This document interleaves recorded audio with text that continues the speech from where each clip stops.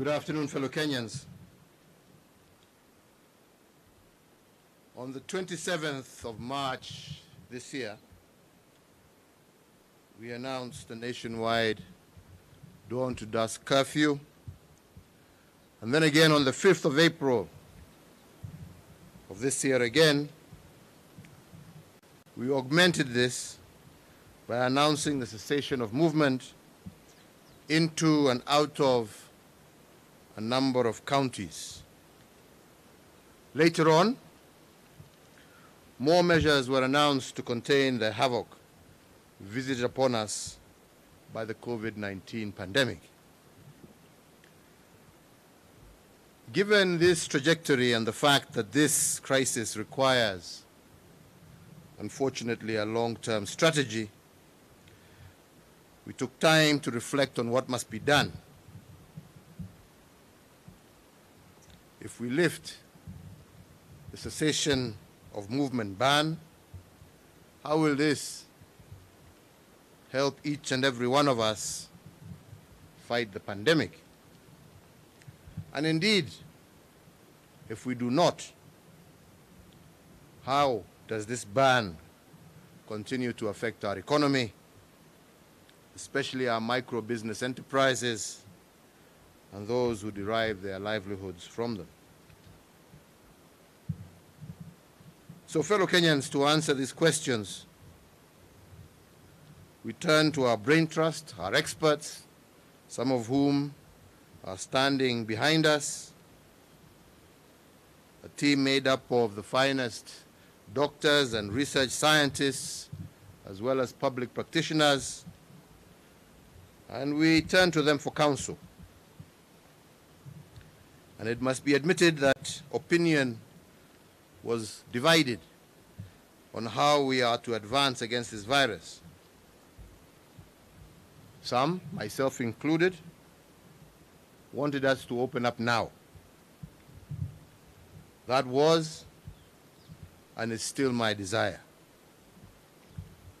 I know we all want to open up at the earliest opportunity and get our economy going. Me more so, as Kenya, as you all know, was recently ranked the third largest economy in sub-Saharan Africa. But others held a contrary position, and they were borrowing from history, scientific modeling, and also current experiences the world over to argue against mass reopening at this stage. Therefore, with these two viewpoints on the table, we must accept that we're not dealing with a right and a wrong opinion. We are caught in between two rights. Those who want to open are right, and those opposed to opening are also right. And this clash of two rights placed us on the horns of dilemma. In the absence of scientific consensus amongst experts in the medical, research, and public sectors, I asked for some scenarios. I wanted to know the worst-case scenario and the best options that are available to us in order to contain the disease without affecting the economy irreversibly.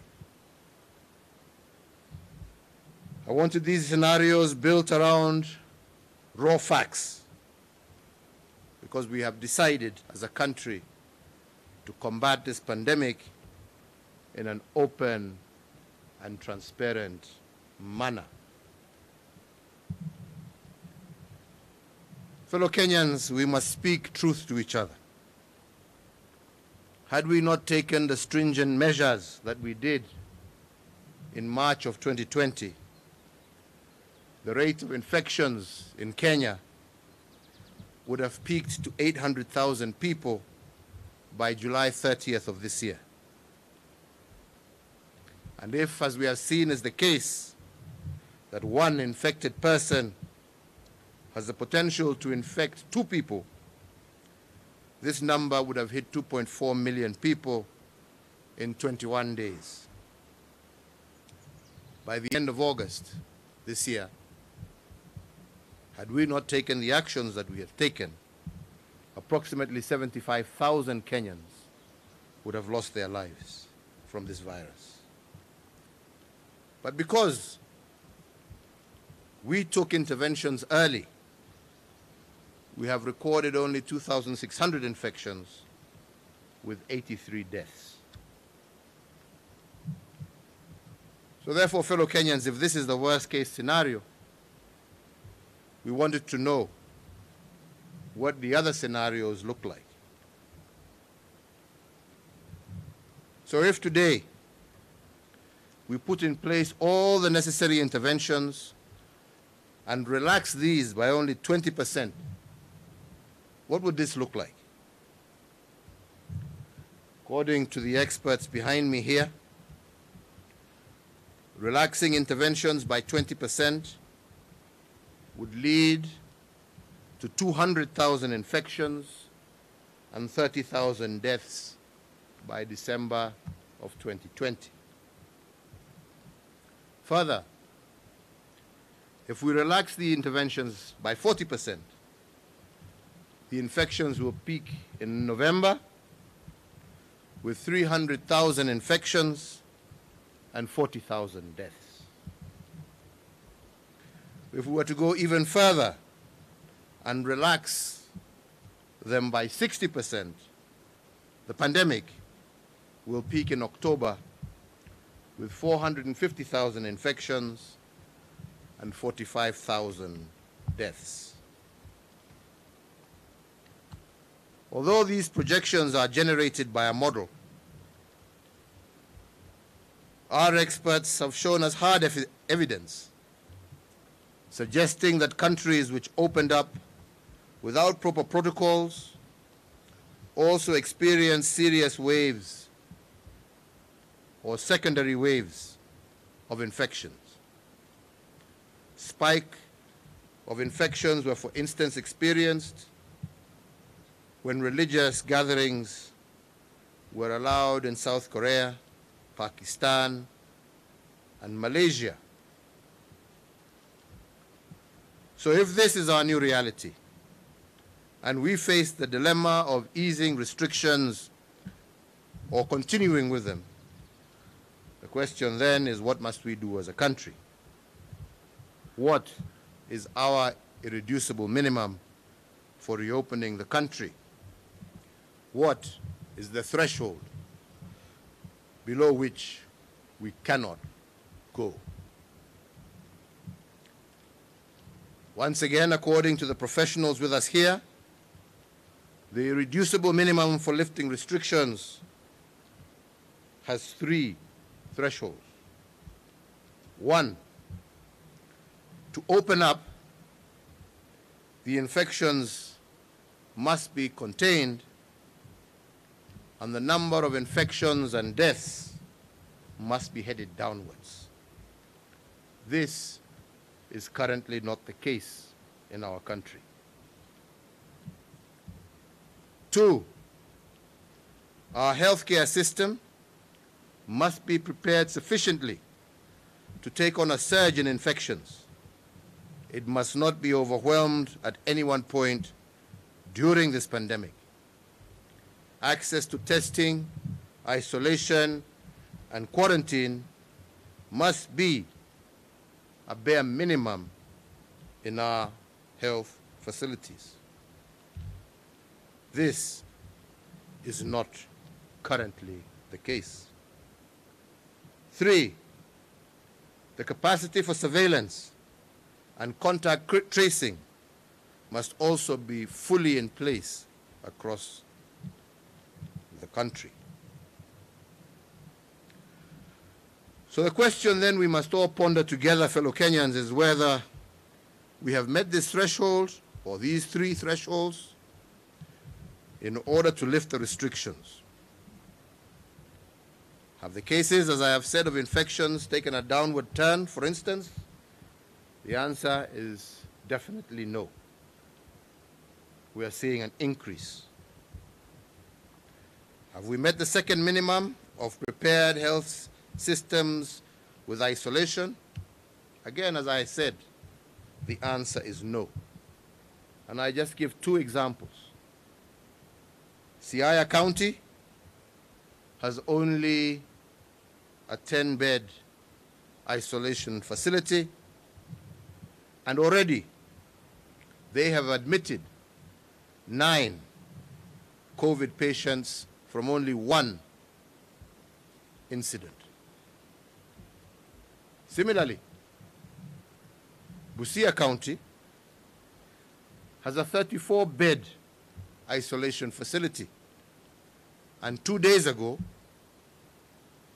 that facility was full. So, fellow Kenyans, if there is a surge in infections in just these 2 counties, the healthcare system will most definitely be overwhelmed. So the hard question to pose here is whether Kenyans are prepared to nurse COVID-19 patients in their homes if our healthcare system cannot handle the numbers.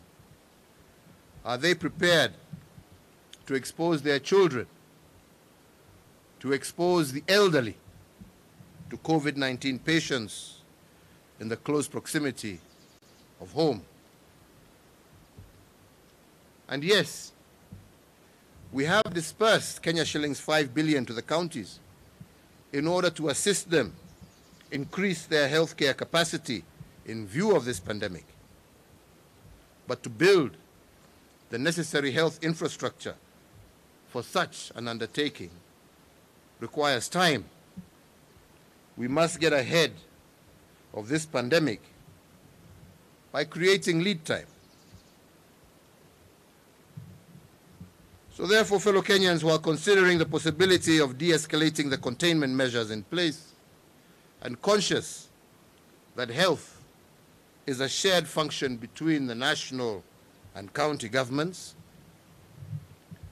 I have convened today an extraordinary session of the National and County Government Coordinating Summit on Wednesday, the 10th day of June, to consider the following salient matters. First, to review the effectiveness of the containment measures we have taken so far, those that have been rolled out to break the chain of transmission of the coronavirus disease.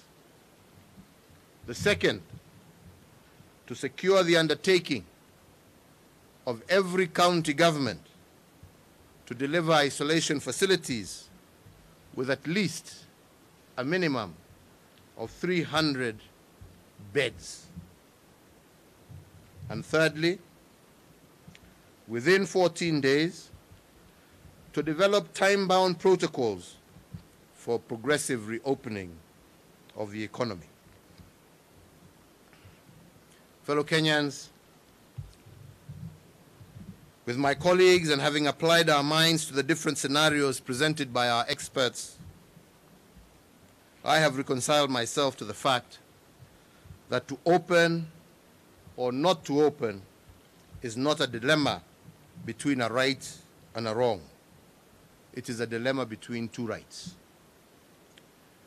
And because of this, and fully cognizant of the irreducible minimum given by our experts, and in keeping with the advice of the National Security Council, I today hereby direct an order as follows: that the cessation of movement into and out of Eastleigh area of Nairobi and the specific limitations in force with respect to the Old Town area of Mombasa that is currently in force shall lapse at 4 a.m. on the 7th of June, 2020.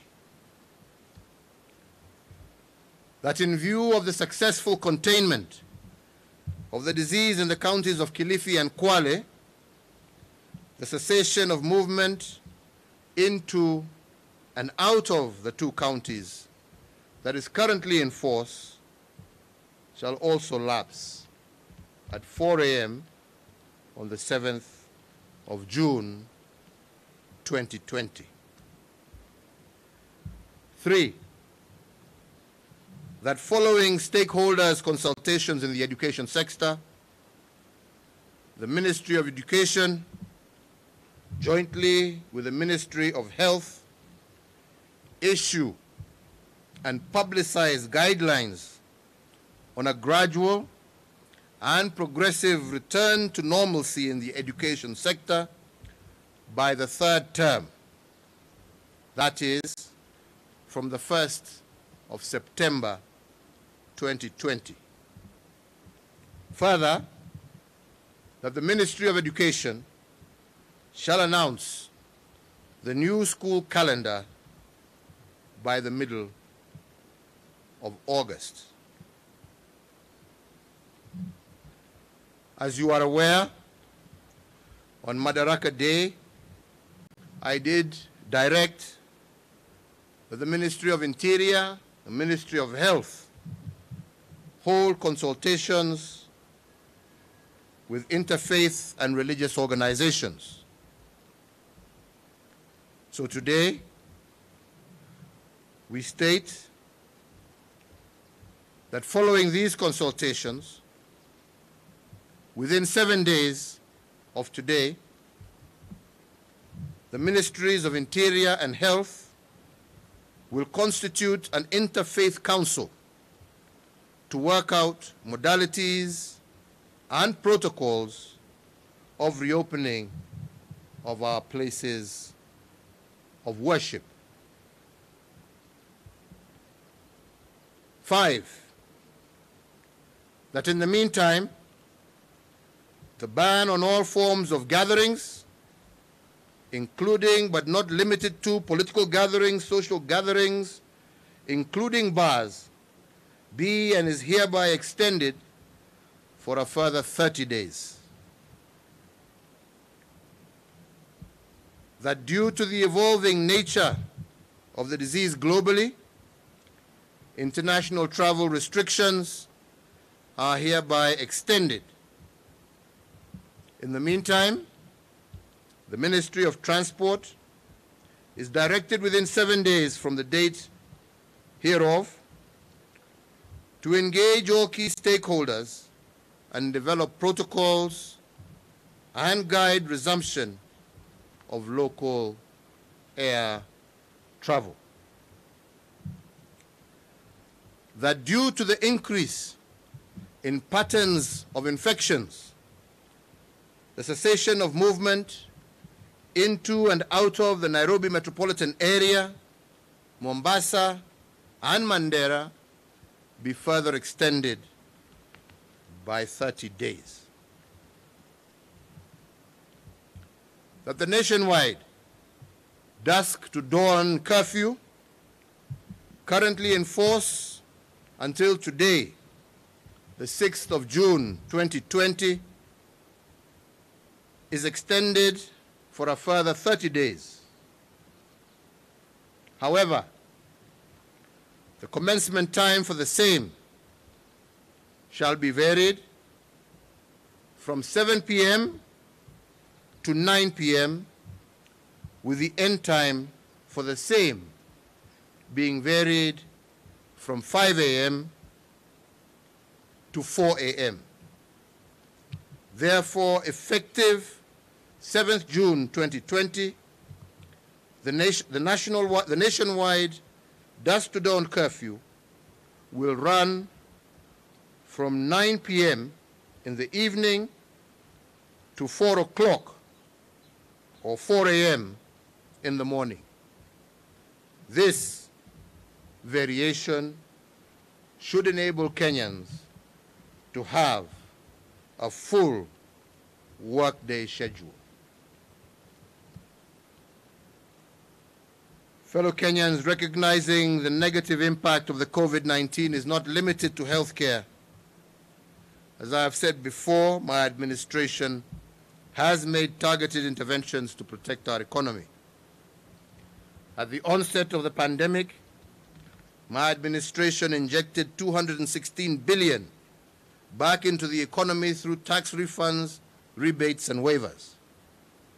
In our second phase, we have further rolled out 53.7 billion under an 8-point stimulus package to reinvigorate our economy. Each week, the government is distributing approximately 300 million shillings a week to the most vulnerable members of our society, on top of Kazi Mitaani, which is also being extended to cover more counties.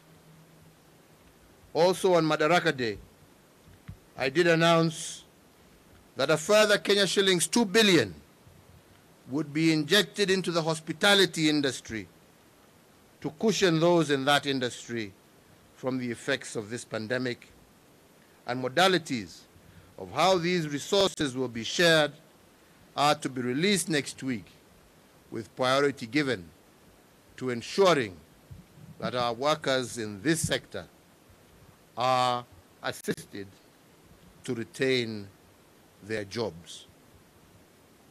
Finally, I wish to assure each and every Kenyan that I shall do all that is necessary to limit the negative effects of COVID-19 on our people, our economy, and our way of life. Rest assured that my administration will continue to work to restore our lost livelihoods, our lost opportunities, and our lost wealth. As I have said before, I continue to call upon all Kenyans, particularly landlords and employers, to put people before profits during these testing times. Permit me to close by saying what I have always said, that this disease is beatable if we work together. Listen to and apply the regulations, the guidelines, and protocols issued by the Ministry of Health, and let us all keep our eyes on slaying the enemy.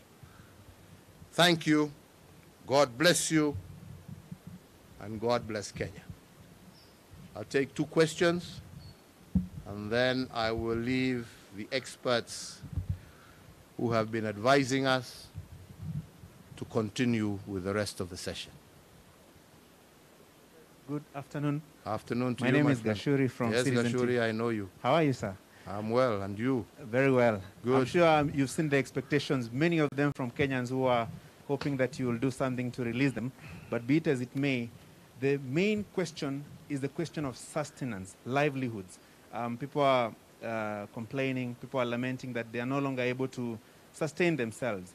Is there a possibility of expanding the list of beneficiaries from the money that is being given every week to cover even those who are not initially listed among the most vulnerable, because there seems to be an enlarging group of people in dire need to sustain their livelihoods? Thank you.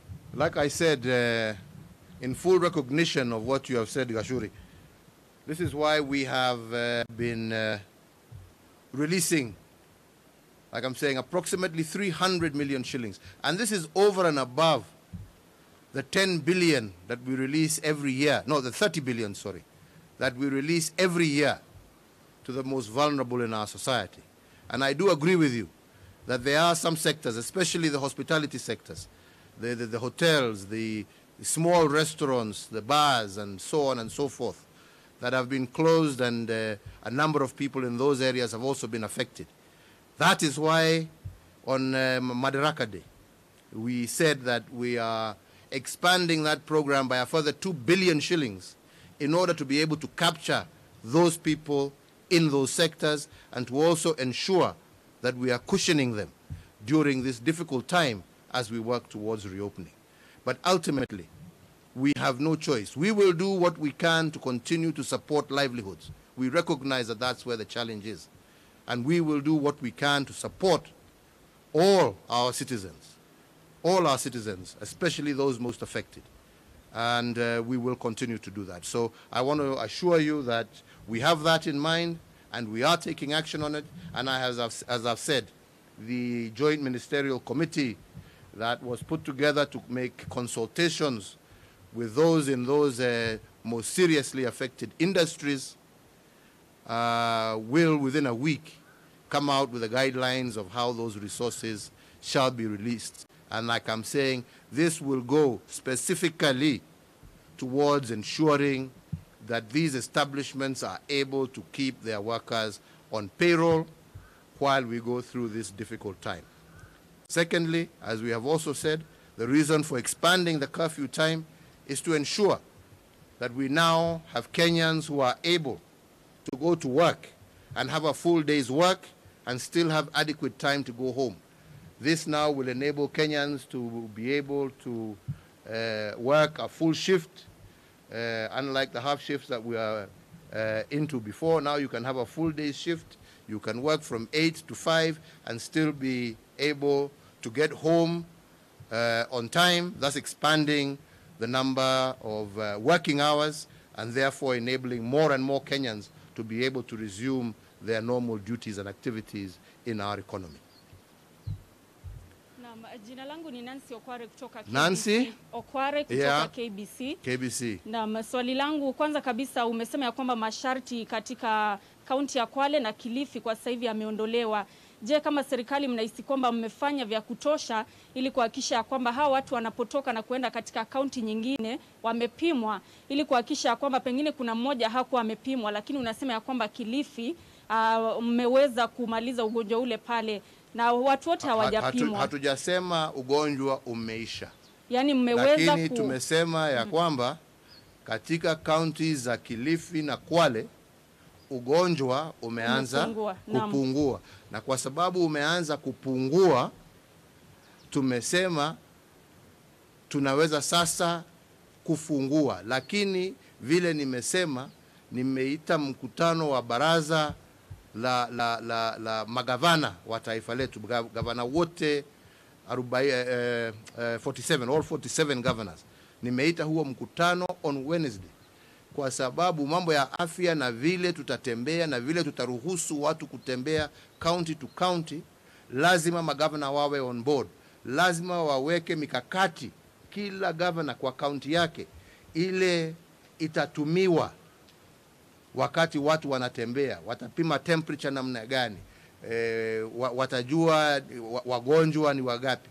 This is why tunataka kufanya hiyo program pamoja na wao, ndio tusaidiane, kwa sababu haja yetu ni kuhakikisha ya kwamba hatutoi ugonjwa kaunti moja kuupeleka kaunti ingine.